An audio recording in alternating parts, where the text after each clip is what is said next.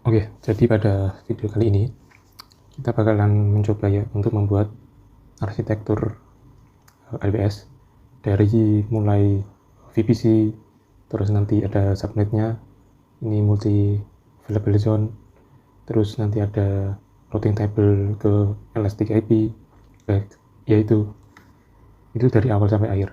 Nah, kalau sebelumnya kan kita membuat atau mendeploy aplikasi, itu kan sudah ada VPC defaultnya.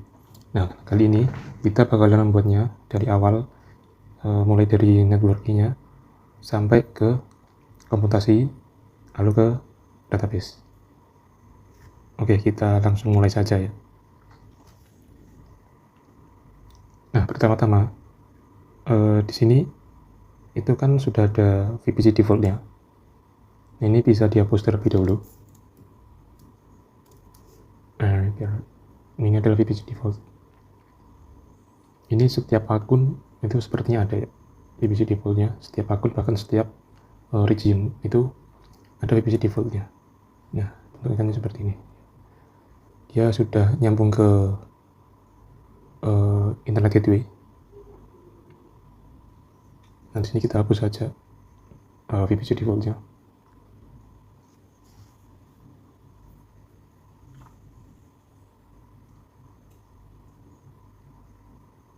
Nah, sini disuruh untuk nulis default VPC.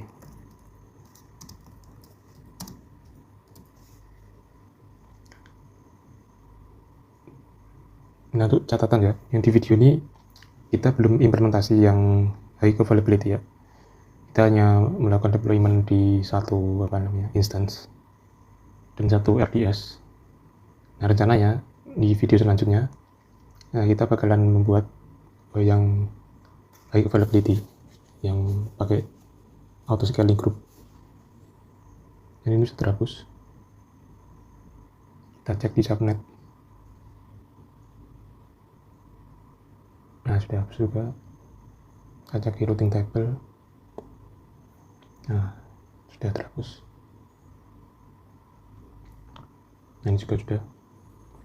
Nah, selanjutnya ini langkah awal ya. Kita bakalan meng-create VPC. Di sini saya pilih yang VPC only. Kalau yang VPC and more itu, nah ini langsung buat subnetnya. Nah, kita buat satu dulu aja ya. Untuk bagian ini kita buat VPC-nya dulu. Namanya bisa disesuaikan. Di sini saya masukkan VPC test. Nah, untuk CIDR-nya, nah di sini kita bakalan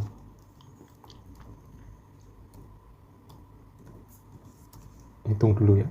Kita bakal rencananya kita mau buat hilang 64, jadi nanti 64 ya, 64 berarti 16 per region.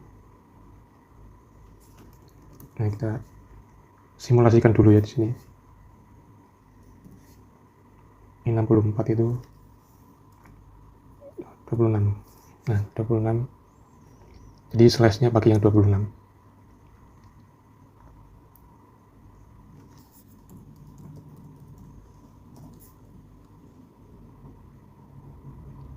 Nah, ini saya pilih yang default saja ya.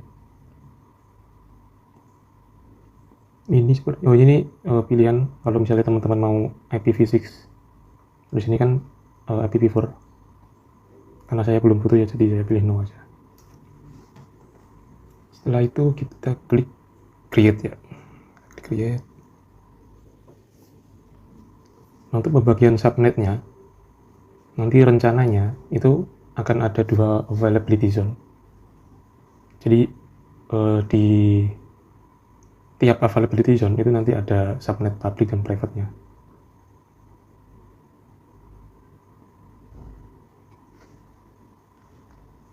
Nah, sini kita create subnet. Nah, untuk subnet yang pertama, tes subnet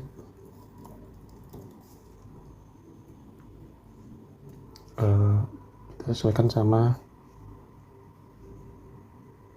nama ininya aja, nama dari regionnya. apa jadi availability zone-nya. Nah, taruh IA dulu ya, USI 1A.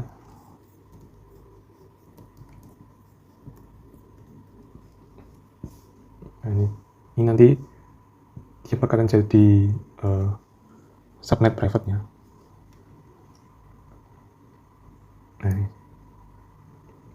Nah, untuk di sini karena tadi 64 biji ya, 64 IP, jadi tiap-tiap IP-nya nanti dapat 16. Untuk size-nya itu pakai yang 28, ini 16 IP ya. Setelah itu bisa klik create. Kita cek dulu ya. Oh, langsung add new subnet aja sekalian ya. Nah, ini untuk yang public. Nah, jadi nanti tiap-tiap availability zone itu punya subnet public dan subnet private.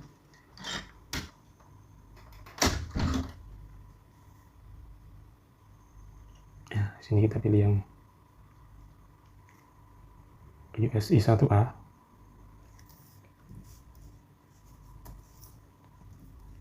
Nah, untuk IP-nya kita mulai dari yang 16/28 biar tidak overlap ya.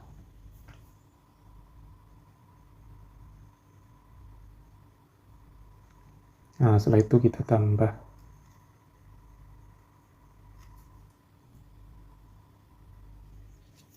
ini yang 1B.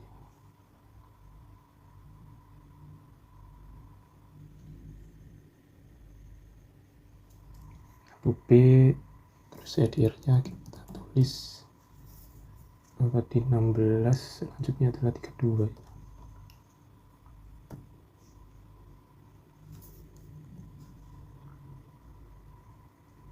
Nah, selanjutnya lagi kita buat yang publiknya ya, 1B yang publik.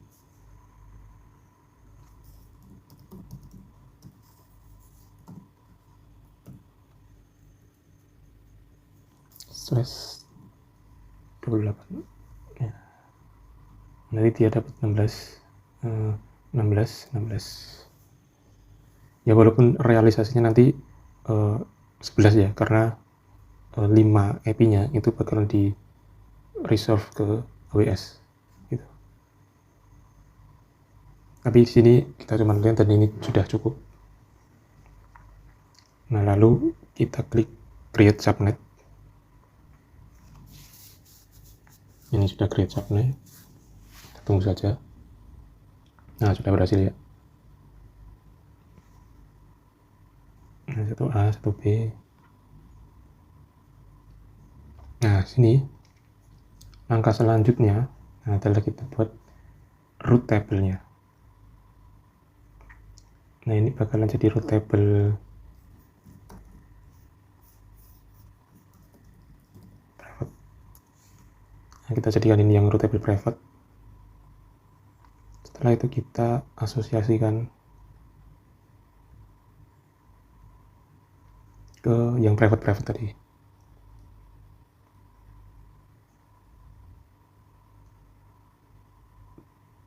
Nah, kita klik save association. Nah, setelah itu kita buat yang root table-nya si public.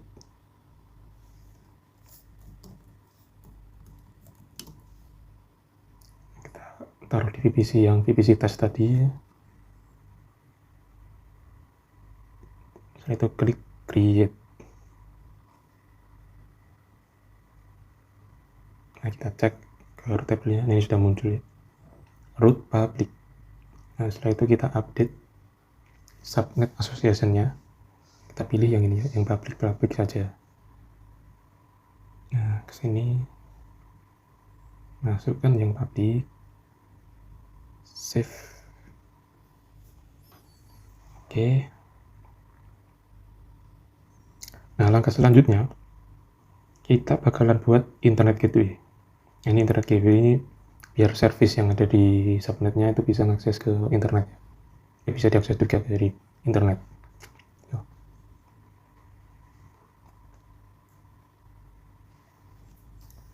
IGW test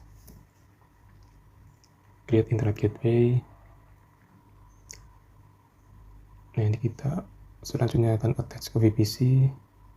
Kita pilih VPC test, klik attach. Nah, sudah muncul di sini VPC-nya. Selanjutnya kita bakalan kembali ke root table, lalu edit yang di root table public.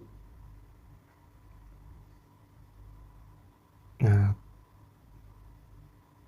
edit routes. Setelah itu klik add routes, pilih yang ini, yang 000/0 ini. Setelah itu kita pilih internet gateway, lalu IGW-nya dipilih yang IGW test tadi yang baru kita buat. Selanjutnya adalah klik save change. Nah, di sini sudah ada ini ya, jadi nanti bisa diakses dari internet ya, layanan-layanan yang ada di subnet publik ini, yang bersambung ke root publik ini nanti bisa diakses dari internet. Begitu juga sebaliknya.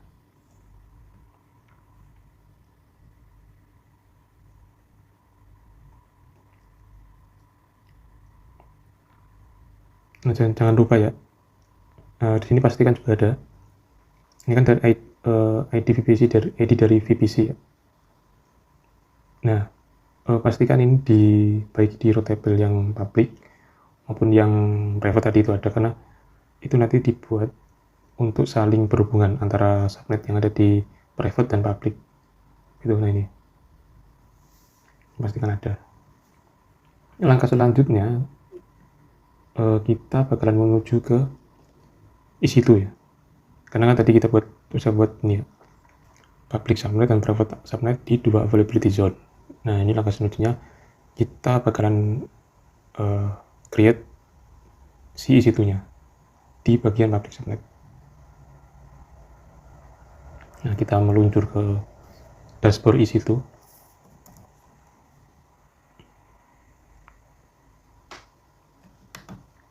Sampingnya saja ini.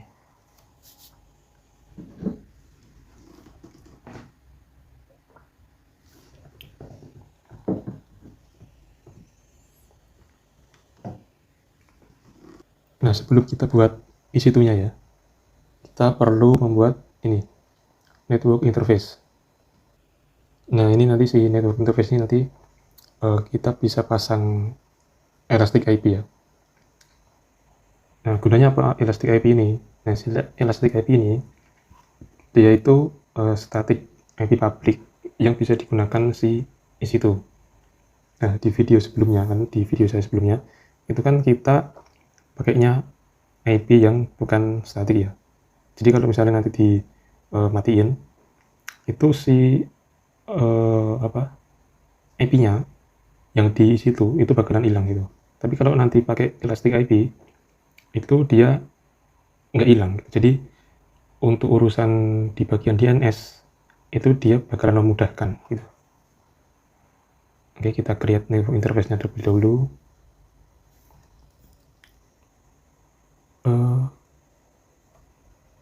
Kita kasih nama deskripsi opsional, name, tes, any. Untuk subnetnya ya, kita pilih yang di subnet, yang di subnet public. Jadi kita pilih yang ini ya, di satu subnet saja, nggak apa-apa.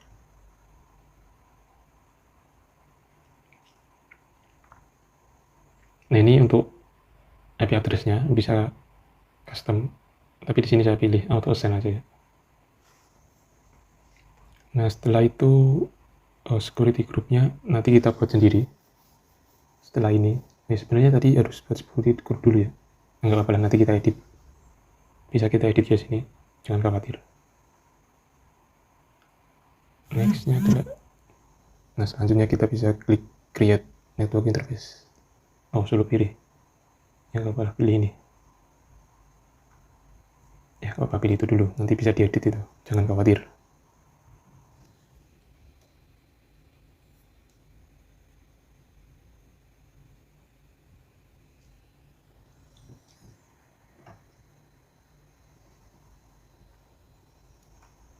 Nah, ini network interface-nya sudah kita buat. Nah, untuk ini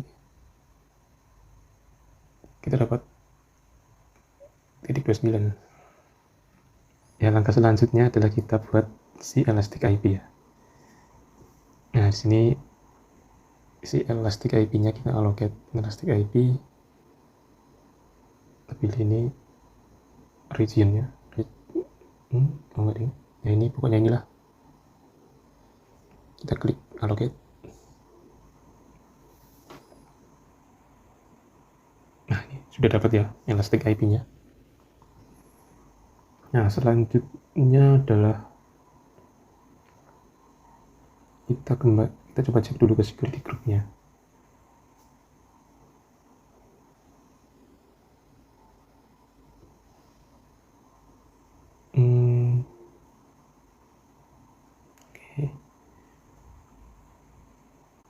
Oke. Di sini kita buat dulu security group. Nah, kita buat dulu create security group. Nah, kita namakan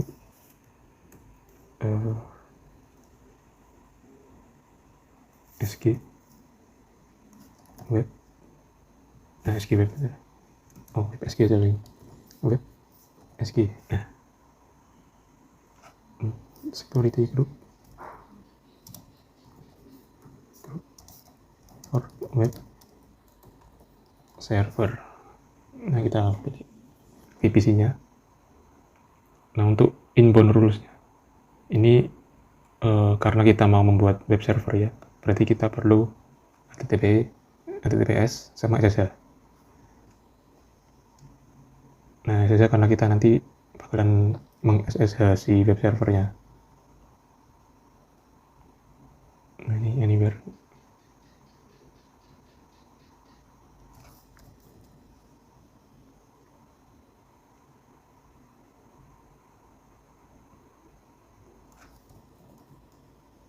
Nah, ini juga anywhere juga. SG. Nah, ini sudah bisa. Selanjutnya kita klik create.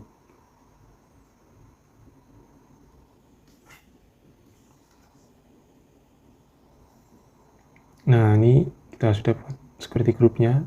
Nah, kita kembali ke si network interface. Kita edit saja ya untuk security group-nya.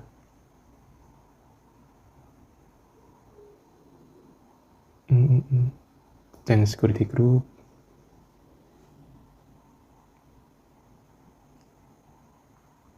Kita klik remove. Terus pilih yang web SG and security group. Klik save. Nah, sudah ada security group-nya. Nah, si Any ini kan tes Any ini itu kan belum ada public IP-nya ya. Padahal kan si Any ini kan nanti kita attach ke isi itu.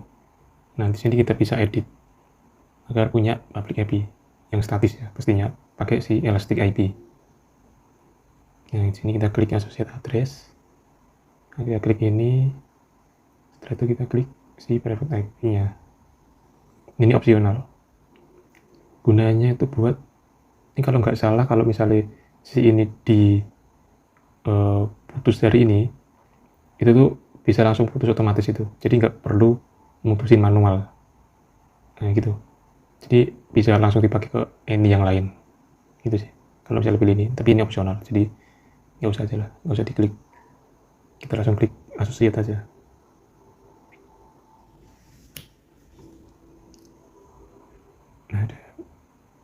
Nah, udah ini sudah successful ya. Nah, langkah selanjutnya ya kita klik instance, kita create instance EC2-nya.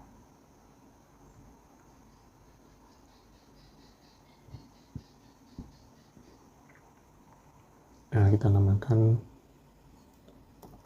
tes server. Nah, untuk OS-nya di sini saya pilih Ubuntu. Loading. Oke, untuk arsitekturnya saya biarkan default. Oke, 64 bit. Nah, untuk key pair kita create new key pair saja ya guys.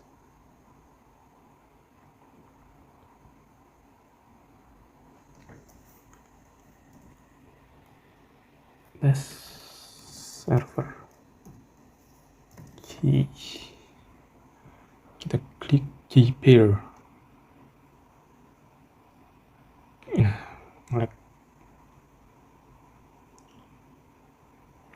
Nah, di bagian network settingnya kita bisa langsung kita biarkan ini dulu ya, biarkan disable. Nah, biarkan ini aja, kita langsung ke advanced network configuration. Kita bisa langsung klik di sini, pilih network bentar, mana tadi ya, kok gini, bentar. Oke, subnetnya ya, kita klik pilih subnet yang tadi.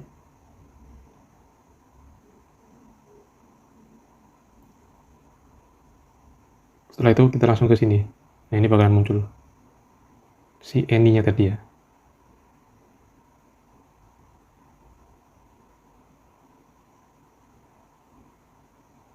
You can select security group. Bentar. Ini bener kan? Harusnya bener nih. Oh, ternyata ada ini ya. Existing security group. Nah, ini baru bener ya. Jadi bagian ini pilih yang tadi si any-nya berada. Nah, ini kan di public yang A tadi ya, US is 1A availability zona. Nah, untuk yang bagian ini jangan create security group, pilih yang select existing group. Habis itu yang di bagian advance pilih any yang barusan dibuat tadi. Nah, setelah itu bagian ini saya biarkan default. Ini storage juga saya biarkan default. Teman-teman bisa tambah atau kuranginnya. Tambah aja deh biar 10. Nah. Oke, bisa dicek-cek dulu. Ini sebenarnya sudah bener sih. Cek dulu, nah bisa klik launch instant kalau misalnya udah sesuai. Ditunggu saja.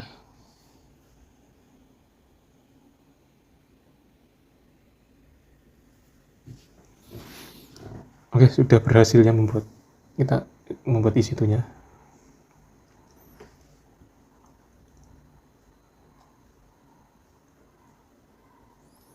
Nah, di sini langsung muncul si public IP-nya.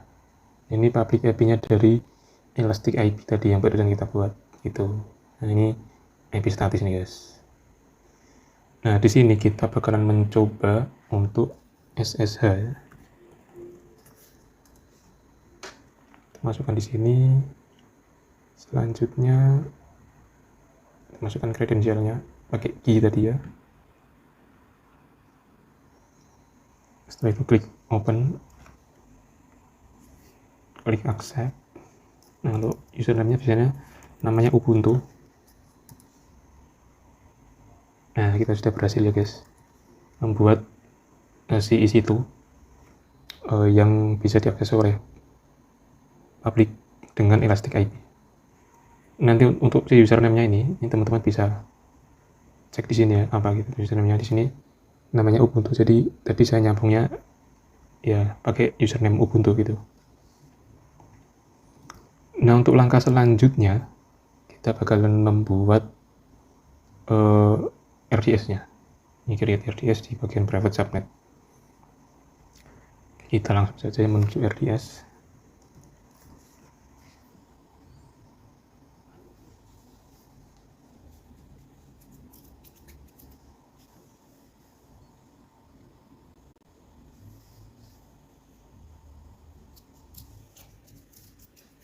Nah, di sini kita bakalan membuat security groupnya dulu ya, buat nanti dipakai CRDS, agar CRDS-nya itu cuma bisa diakses dari EC2 tadi, EC2 ini tadi ya. Nah, caranya adalah kita pakai security group. Nah, kita pakai security group dulu. Oke, kita namakan ini saja ya. Ini biar tidak lupa ya, ini namanya.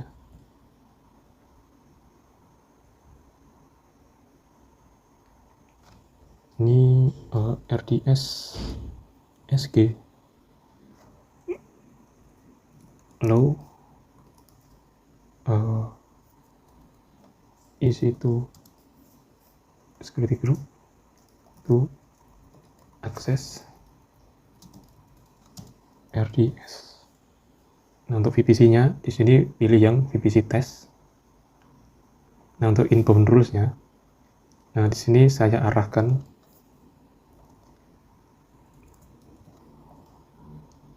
ke MySQL. Ini portnya 3306.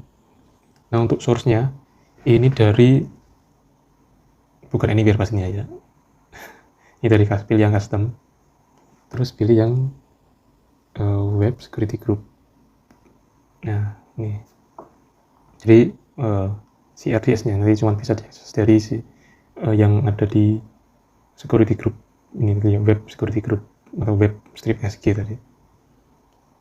Selanjutnya kita klik create. Nah, sudah berhasil ya. Kita kembali ke dashboard RDS-nya.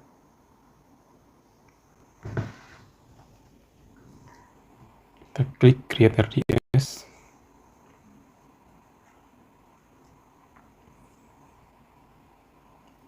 Nah, di sini kita pakai yang MySQL. Oh, tapi sebelum ini kita perlu buatin dulu. Saya lupa. Perlu buat subnet group. Nah, kita buat subnet group.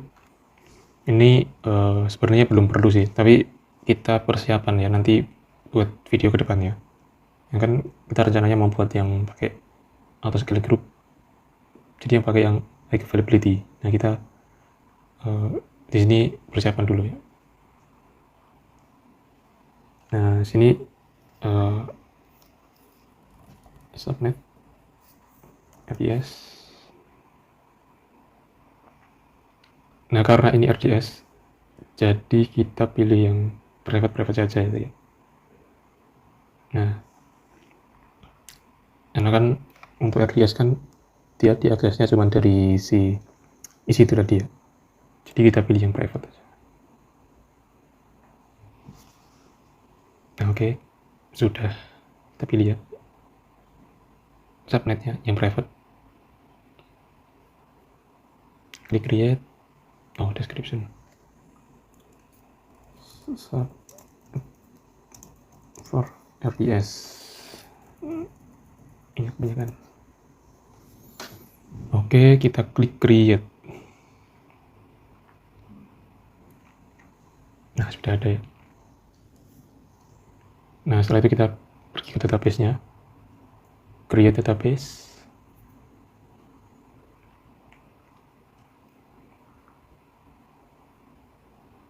Nah, kita pilih yang MySQL seperti tadi. Terus di sini saya pilih yang sandbox saja. Karena di awal kan kita buatnya di sini cuma satu ya. Kita pilih yang ini.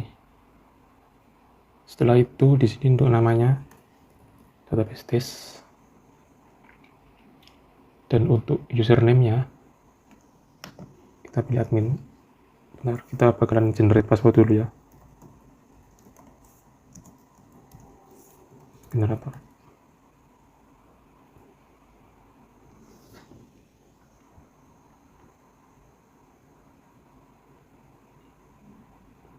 Nah, kita pilih ini passwordnya. Kita simpan dulu, nah, biar tidak lupa. Username dengan passwordnya. Bisa langsung copy pastekan di bagian sini. Untuk passwordnya kita pilih yang self manage saja. Nah, setelah itu kita biarkan default untuk instance-nya. Ini teman-teman bisa sesuaikan saja sesuai kebutuhannya. Untuk storage-nya juga bisa disesuaikan.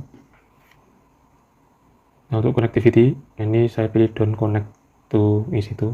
Nah, tapi nanti bisa connect ya, jangan khawatir, walaupun pilih yang don't connect. Untuk VPC-nya ya dipilih yang gini. Untuk subnet group, nah pilih yang barusan kita buat. Untuk public access, klik yang no, agar tidak bisa diakses secara publik. Nah, untuk yang VPC security group, kita pilih yang barusan kita buat, yaitu RDS SG atau RDS security group. Nah, untuk availability zone-nya ini bebas. Saya pilih yang US I1A. Nah, selanjutnya ini saya biarkan default. Nah, ini juga saya biarkan default. Nah, setelah itu kita bisa klik create. Nah, kita tunggu saja, karena untuk create database ini biasanya memakan waktu yang cukup lama. Nah, ini sudah muncul ya endpoint-nya. Kita bisa langsung coba untuk hubungkan. Kita klik MySQL, minH, terus min u, min b. Oh, kita belum install ini.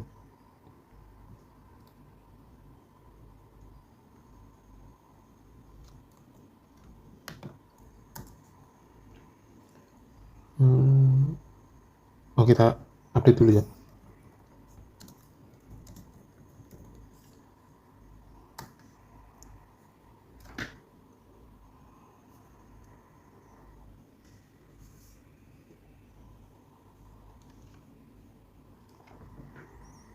Tunggu update-nya selesai ya guys.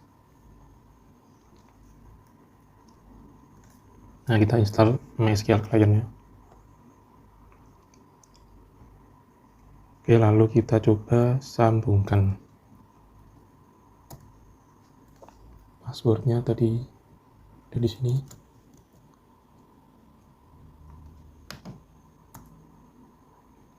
Nah, oke. Ini sudah bisa tersambung ya. Jadi tadi apa ya? Nah, tadi kan kita sudah buat si EC2-nya yang dia itu punya elastic IP ya, atau static IP, public IP, dan juga sudah bisa kita akses melalui ini SSH juga. Dan kita tadi juga sudah nambahin si EC2-nya itu punya HTTP sama HTTPS. Ya mungkin kita coba Nginx dulu kali ya, biar kita tes si apa namanya, si ini HTTP-nya. Kita coba tuh Nginx.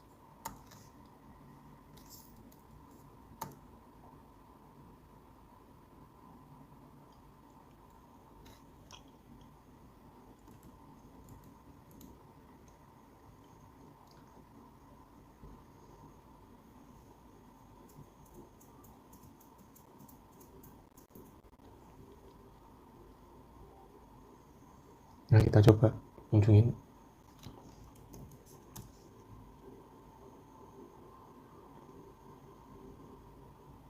Nah, bisa. Berarti tadi security groupnya juga sudah bisa. Nah, security groupnya sudah bisa. Terus bisa juga nyambung ke si RDS-nya.